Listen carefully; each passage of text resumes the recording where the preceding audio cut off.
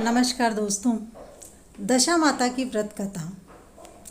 ऋषि महर्षियों ने अपने अनुभव से ये सिद्ध किया है कि दशा अनुकूल होती है तब उसका कल्याण होता है। मनुष्य की जब दशा प्रतिकूल होती है और अच्छा काम करने से भी बुरा प्रभाव पैदा हो जाता है।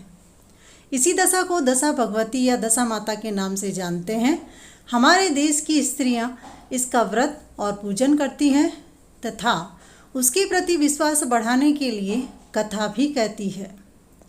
जब तुलसी के पौधे में जो जहाँ उगा वहीं लगा हो, करौली गाय का बछड़ा जने, पैलोटी घोड़ी से बछेड़ा हो या फिर स्त्री के प्रथम गर्भ से बालक उत्पन्न हो, तब इन बातों का समाचार पाकर के दशा माता के व्रत का संकल्प लिया जाता है। किंतु शर्त यह आवश्यक है कि बच्चा जो पैदा हुआ है वो अच्छी घड़ी में हुआ हो। ऐसी ही स्थिति में दशा माता का गंडा भी लिया जाता है। 9 सूत कच्चे धागे के और 1 सूत व्रती के अंचल का, इस प्रकार 10 सूत का एक गंडा बना करके उसमें गांठें लगाई जाती हैं। दिन भर व्रत में रहने के बाद में शाम को गंडे की पूजा की जाती है। 9 व्रत तो शाम की पूजा के साथ होते हैं, परंतु 10वें व्रत में दोपहर के पूर्व होते हैं। जिस दिन दशा माता का व्रत होता है उस दिन जब तक जान हो किसी को कोई भी वस्तु, यहाँ तक कि अग्नि भी नहीं दी जाती है। पूजा के पहले उस दिन किसी का स्वागत भी नहीं किया जाता है। पृथ्वी को लीप कर, चौक पूर कर उस पर पट्टा और पट्टे पर पान रखा जाता है। पान के ऊपर गंडे को दूध में डुबो करके रखा जाता है। हल्दी, पुष्प और अक्षत से उसकी पूजा की जाती है और घी, गुड़, बताशे आदि का भोग लगाया जाता है। हवन के अंत में इस कथा को सुना जाता है। तो आइए सुनते हैं दशा माता के व्रत की कथा। दोस्तों, कथा से पहले यदि आप चैनल पर नए हैं तो चैनल को सब्सक्राइब कर बेल आइकन पर क्लिक कर दें और ऑल का बटन जरूर दबा दें ताकि ऐसी कहानियाँ आप तक पहुँचती रहें। तो आइए शुरू करते हैं कथा। एक घर में कोई सास बहू थी। बहू का पति विदेश में गया हुआ था। एक दिन सास ने बहू से गांव में जाकर आग लाकर भोजन पकाने को कहा। वह गांव में आग लेने गई पर किसी ने उसे आग नहीं दी और कहा कि जब तक दशा माता की पूजा की जाएगी आग नहीं मिलेगी। बहू बेचारी खाली हाथ घर लौट आई। तब सास के सामने कंडा पटक दिया और कहा कि गांव में दशा माता की पूजा है, इसीलिए किसी ने आग नहीं दी।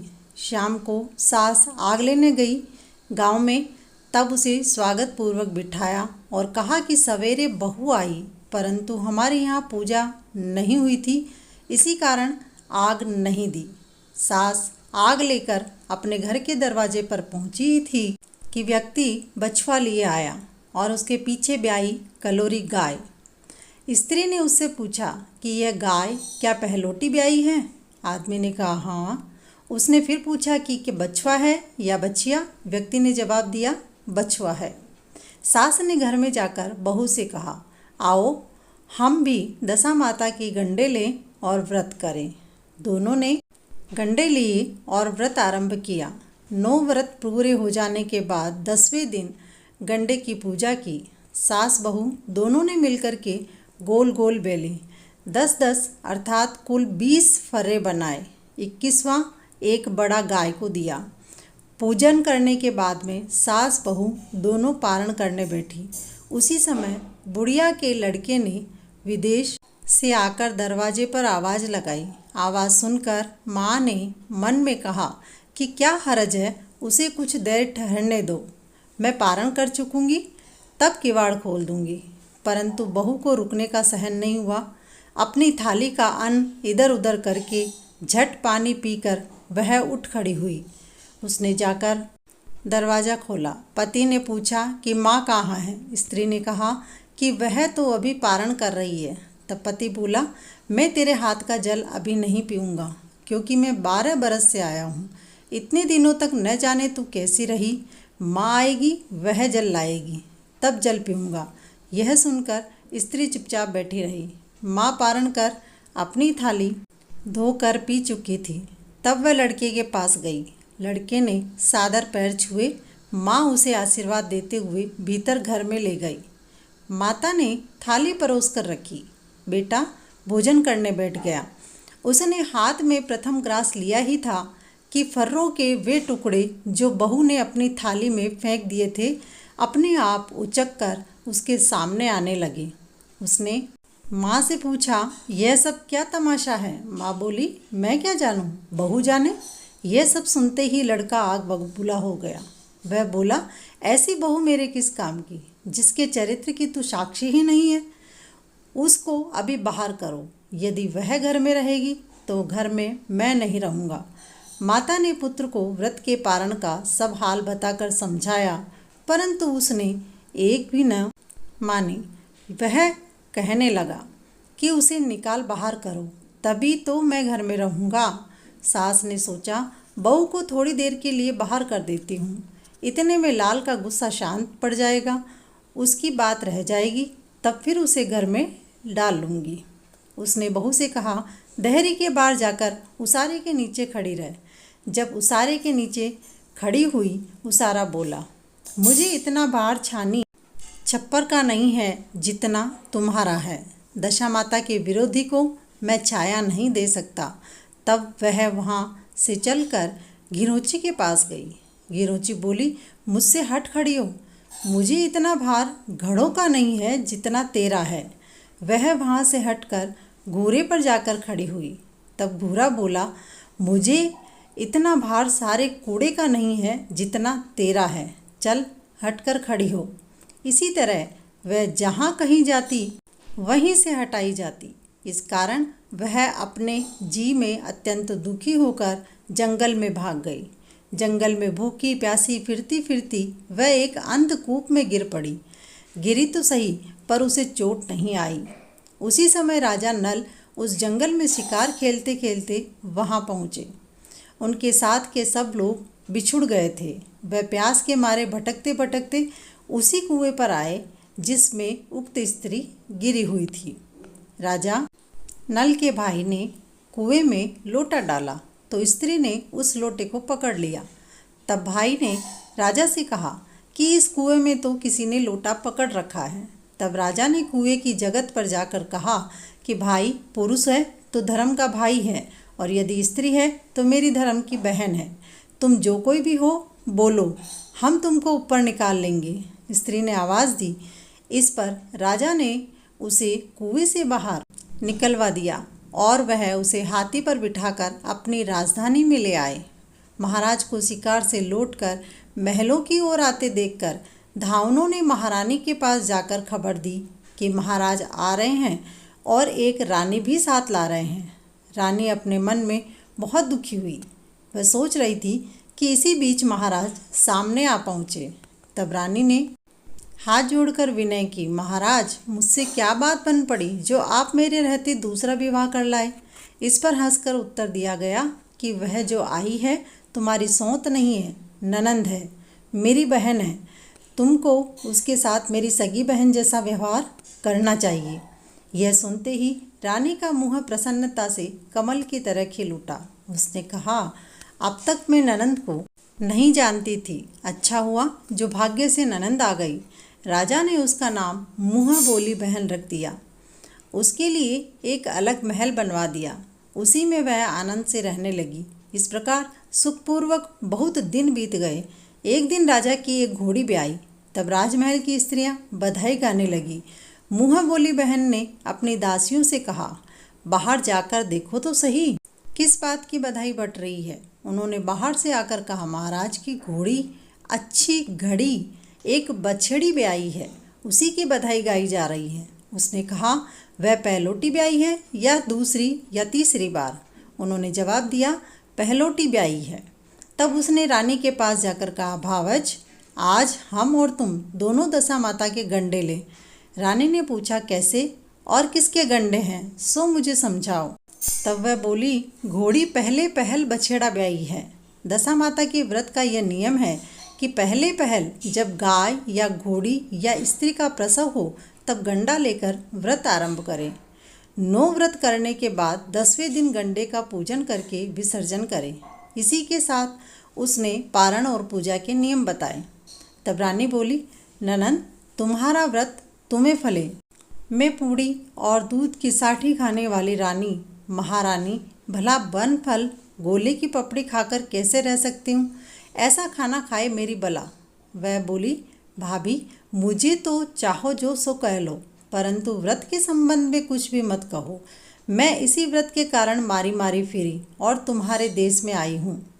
तब रानी ने उदासीनता के साथ कहा, मुझे क्या पड़ी है, तुमको रुचे सो करो, मैं मना तो नहीं करती। स्त्री ने श्रद्धापूर्वक गंडा लिया। 9 दिन तक 9 व्रत किए, 9 कथाएं कही। 10वें दिन विधिवत पूजन किया, गोला फर्रा बनाए और फिर शाम को पारण करने बैठी। उसी समय उसके पति को कुछ अनायास प्रेरणा सी हुई और वह अपनी माँ से आज्ञा लेकर घर से बाहर हो निकला। घूमता फिरता वह राजा नल की राजधानी में जा पहुँचा और स्त्री का पता लगाने लगा। एक कुएं पर उसने औरतों को बातें करते सुना। एक बोली, राजा हाल में मुँह बोली बहन लाए हैं, वह बड़ी ही सुंदर स्त्री है, आजकल उसी का किया हुआ सब कुछ होता है। दूसरी बोली, वह सुंदर है, वैसी ही धर्मात्मा भी है, जब से आई है तभी से सदा व्रत खोल रखा है। जो उसके दरवाजे पर जाता है सादर इच्छा भर भिक्षा पाता है। तीसरी बोली, वह जैसी धर्मात्मा है वैसी ही सदाचारिणी भी है। चौथी बोली, सदाचारिणी है वैसे सभी की सौ प्रिय भी है, भीतर बाहर से सभी उससे खुश हैं। पांचवी बोली, यह तो सब है, परंतु अब तक ये नहीं पता चला कि वह कौन है और कहाँ की है। अब वह स्त्रियों की बात सुनकर साधु के वेश में राजा नल की मुँह बोली बहन के महल के द्वार पर जा पहुँचा।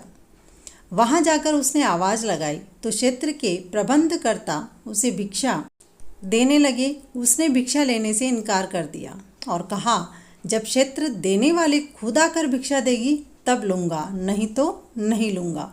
तब लोगों ने उससे कहा, इस समय वह दशा माता व्रत का पारण कर रही है, जब निश्चित हो जाएगा तब तुमको भिक्षा देगी, तब तक ठहरो रहो। वह चुप बैठा रहा। पारण कर लेने के बाद वह मुट्ठी में मोती भर कर लाई, परंतु सामने पति को पल्ला फैलाया देखकर मुस्कुराती हुई लौट गई।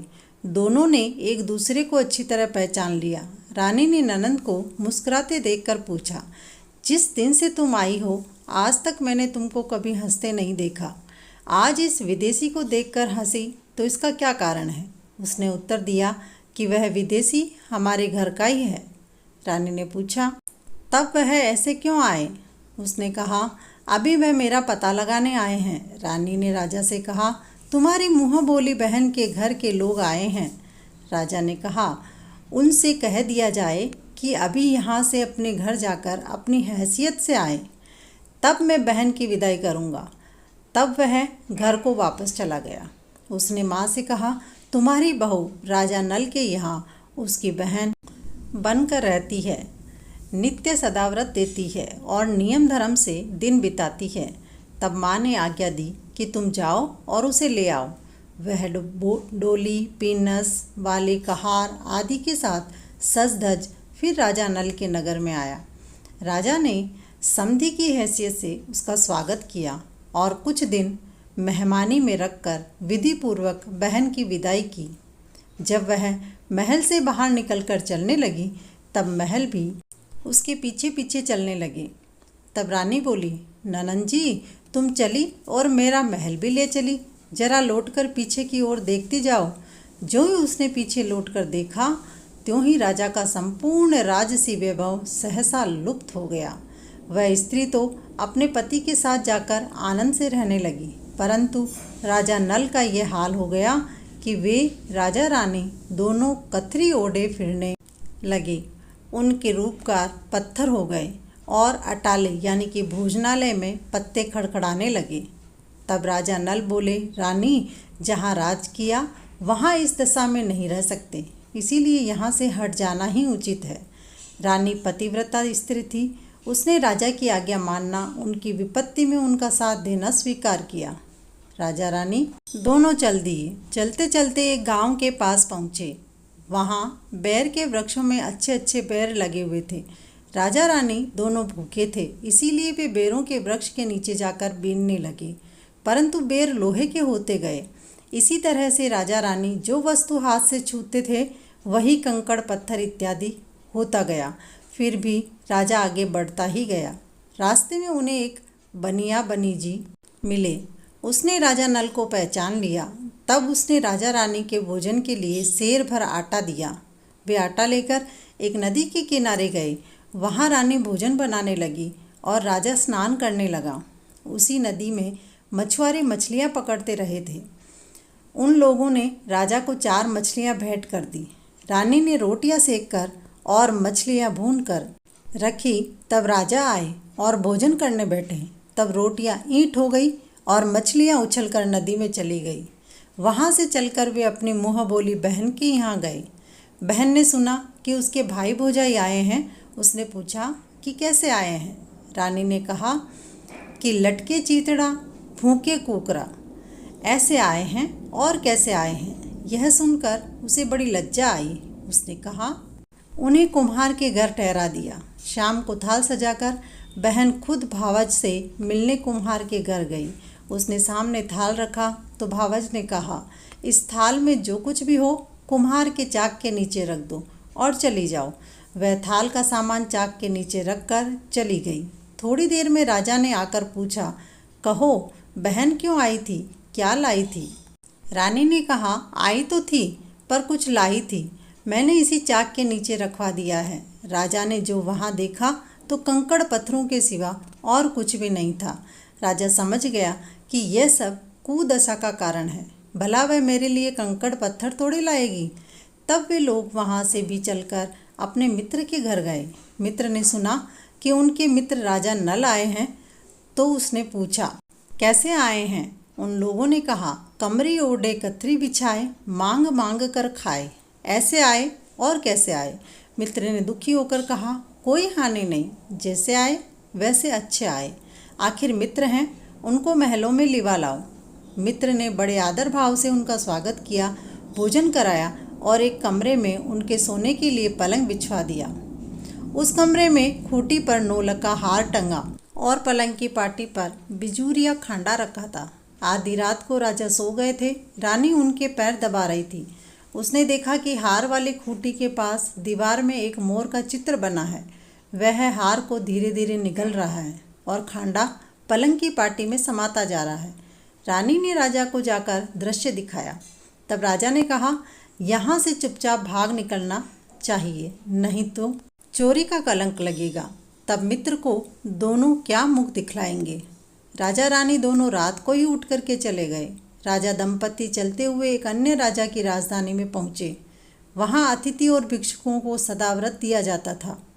राजा रानी भी सदाव्रत लेने गए। उस समय सदाव्रत बंद हो चुका था। वहाँ के अधिकारियों ने कहा कि यह लोग न जाने कहाँ के अभागे आए हैं, उन्हें देने के लिए कुछ भी नहीं बचा, फिर भी उन्हें मुट्ठी मुट्ठी चने दे दो। इस प्रकार अनादर और कुवाक्य सहित दान लेना अस्वीकार करते हुए राजा रानी वहाँ के दीनाध्यक्ष की निंदा करते हुए बोले कि ऐसी कंजूसी तो सदाव्रत देने का नाम क्यों करते हैं। इस पर दीनाध्यक्ष ने कहा कि ये भिक्षुक बड़े घमंडी मालूम होते हैं, भीख मांगते हैं और गालियाँ भी देते हैं, इनको हवालात में बंद कर दो। इस तरह राजा रानी दोनों एक कोठरी में बंद कर दिए गए। मुट्ठी मुट्ठी चने दोनों को खाने के लिए मिलने लगे। जिस कोठरी में राजा रानी कैद थे उसी के सामने एक आम रास्ता था। एक महतरानी राजा की घुड़सार पार कर उसी रास्ते से निकला करती थी। एक दिन बहुत देर से निकली। तब रानी ने पूछा, आज तुमने इतनी देर कहाँ लगाई। बोली, आज राजा की घोड़ी ब्याई थी। उसने कहा, इसलिए टहल में ज़्यादा देर हो गई। रानी ने पूछा कि घोड़ी पहली बार ब्याई है या दूसरी बार। महतरानी ने कहा, पहली बार। फिर रानी ने पूछा, बछेड़ा हुआ या बछेड़ी। उसने जवाब दिया, बछेड़ा हुआ है और अच्छे समय में हुआ है। तब रानी ने राजा से कहा, एक बार मैंने आपकी मुँह बोली बहन के गंडे का अनादर किया था। उसी दिन से अपनी दशा बदल गई थी, इसलिए आज मैं दशा माता का गंडा लेती हूँ। राजा ने कहा, सो तो ठीक है, परंतु यहाँ पूजा की सामग्री कहाँ से आएगी? कैसे नियम धर्म निभाओगा? रानी ने कहा, वही दशा माता सब कुछ करेगी। मैं तो उन्हीं का नाम लेकर गंडा ले लेती हूँ, फिर जो होगा देखा जाएगा। तब 9 तार राजा की पाग के और 1 तार अपने आंचल का लेकर रानी ने गंडा बनाया और उसी समय से व्रत ठान लिया। थोड़ी देर में उस नगर का राजा खुद घोड़ी का बछड़ा देखने के लिए निकला। राजा ने नल दंपत्ति को कोठरी में बंद देखकर पूछा कि ये लोग कौन हैं और किस अपराध के कारण यहाँ आए हैं। पहरेदारों ने कहा कि ये लोग भिक्षा लेने आए थे, आपको आशीर्वाद देने के बदले गालियाँ दे रहे थे। इसी कारण दीनाध्यक्ष ने इन लोगों को कैद कर दिया। राजा ने कहा, यह तो इनका कोई अपराध नहीं है, इनको मनोनीत भिक्षा नहीं मिली होगी, इसलिए गालियाँ देते रहे होंगे। इनको संतुष्ट करना चाहिए या कैद करना चाहिए? इनको अभी कैद से बाहर निकाल दो। राजा की आज्ञा के अनुसार उसी समय नल दमयंती दोनों को कोठरी के बाहर निकाला। राजा उनके पाँव में पद्म और माथे में चंद्रमा चिन्ह देकर के पहचान गए कि वह राजा नल और रानी दमयंती है। तब उसने विनीत भाव से क्षमा प्रार्थना की और उन्हें हाथी पर बिठाकर अपने महल में ले गए। कुछ दिनों बाद उस राजा का आतिथ्य सत्कार स्वीकार करके राजा नल पूरे सज धज से अपनी राजधानी की ओर चले। पहले वे अपने मित्र के यहाँ गए। मित्र ने राजा नल के आने की खबर सुनकर पूछा, मित्र आए तो कैसे आए हैं? लोगों ने कहा कि अब की बार तो बड़े ठाठ से, हाथी घोड़े से, पालकी पिनस से और फौज के साथ लेकर आए हैं। मित्र ने कहा, अच्छी बात है, आने दो। मेरे तो जैसे तब थे वैसे ही अब है। आखिर मित्र हैं। रानी राजा दोनों मित्र के महल में गए। उन्होंने दिल से उनका स्वागत करके उसी स्थान पर फिर से उनका डेरा दिया जहाँ वे पहले ठहरे थे। आधी रात के समय राजा सो रहे थे। रानी पैर दबा रही थी। तभी उसने देखा कि मोर का चित्र जो हार निगल गया था उसे उगल रहा है और खांडा खाट की पार्टी के बाहर निकल रहा है। रानी ने राजा को जगाकर दिखाया। राजा ने अपने मित्र को बुलाकर वह चित्र दिखाया। तब मित्र बोला कि मैंने ना तुमको पहले चोर कहा ना अब चोर कह रहा हूँ। ये सब कुदशा का कारण था। आप निश्चिंत रहिए, मेरे मन में कोई मेल नहीं है। मित्र के यहाँ से चलकर राजा मुँह बोली बहन के यहाँ गए। उसने जब सुना कि भैया आए हैं तब उसने पूछा, कैसे आए हैं? लोगों ने कहा, जैसे राजाओं को आना चाहिए वैसे आए हैं। और कैसे आए हैं? उसने कहा, उनको मेरे महल में आने दो। राजा नल बहन के महल की ओर आगे बढ़े। तब रानी बोली, आप बहन के घर जाइए, मैं तो उसी कुम्हार के घर जाकर ठहरूंगी जिसके यहाँ पहले टिकी थी। राजा ने कहा, जिसके कारण इतने दुख उठाए तुम उसी से फिर झगड़ा मोल ले रही हो, यह तो अच्छा नहीं कर रही हो। परंतु रानी नहीं मानी, वह कुम्हार के यहाँ ठहरी। राजा बहन के गए। शाम को ननंद भावज के लिए थाल लगाकर लाई और उसने भावज के सामने जाकर थाल रख दिया। तब भावज अपने चांदी के गहने उतार कर रखने लगी और कहने लगी, खाओ सोने रुपये के गहनों खाओ, हम नंगे भूखे क्या खाएंगे। ये देखकर ननंद बोली कि ताने क्यों कसती हो? मुझसे जो कुछ हो सका सो तब लाई थी और अभी भी लाई हूँ। विश्वास ना हो तो चाक के नीचे अब भी देख लो। सचमुच चाक उठाकर देखा तो उसके नीचे मणि मोतियों का ढेर लगा था। रानी देखकर सन्न रह गई। वह बोली, तुम्हारा कोई दोष नहीं है, यह सब मेरी कुदशा के कारण था। रानी ने ननंद का लाया हुआ सब सामान वापस कर दिया। कुछ अपनी तरफ से भी दिया, परंतु पूजा का न्योता नहीं दिया। वहाँ से चलकर राजा सुरागाय के पास गए तो उसने राजा के साथ सबको भरपेट दूध पिलाया। वहाँ से आगे चले नदी के तट पहुँचे तो वहाँ पहाड़ पड़ गया। राजा ने आला यानी कि आग जैताई और भोजन तैयार हो गया। तब राजा भोजन करने बैठे। उस समय नदी में उछलकर गिरी हुई भुनी भुनाई मछलियाँ अपने आप थाली में आकर गिर पड़ी। वे रोटियाँ जो ईंट बन गई थी फिर से आटे की रोटियां बन गई। दोनों भोजन कर वहाँ से सेना सहित राजा व रानी आगे बढ़े। तब राजा नल की फौज अपनी राजधानी के पास पहुंची। तब वहाँ के लोग घबरा गए। उन्होंने कहा, अपने राजा तो आपत्ति में पड़े हैं, वह बाहर भटकते फिरते हैं, यह कोई शत्रु चढ़ आया है, इसको नजराना देकर के भगा देना चाहिए। सभी लोग हीरा मोती थालों में भरकर राजा से मिलने गांव के बाहर आए।